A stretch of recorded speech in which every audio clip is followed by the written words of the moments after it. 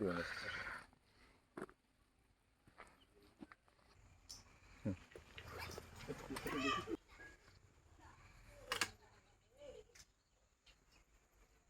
নাম জানি কি বললেন? সুফিয়া বেগম।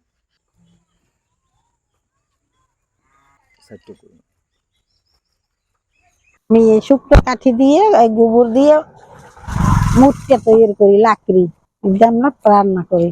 আর গরু আমি পালি, তাই এই গোবর শুকনো কাঠি দিয়ে এই মুটকে তৈরি করি। এই দিয়ে শুকনো হলে আমরা এই দিয়ে চুলে ধরাই পাক করি।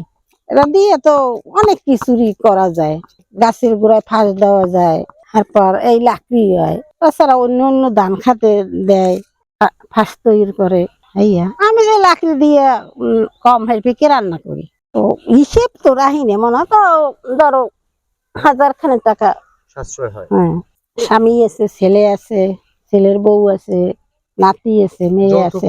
আমার এখন 2টে গরু আছে, আরো ছিল, হ্যাঁ বিক্রি করে হেলাইছি। এটা ধরো 15-20 বছর হইবে না। হ্যাঁ তো আর আলাদা খায় না, আমরা এক লাগি পাকে আছি, এক পাকেই খাই, ঈদ দিয়ে রান্না করে।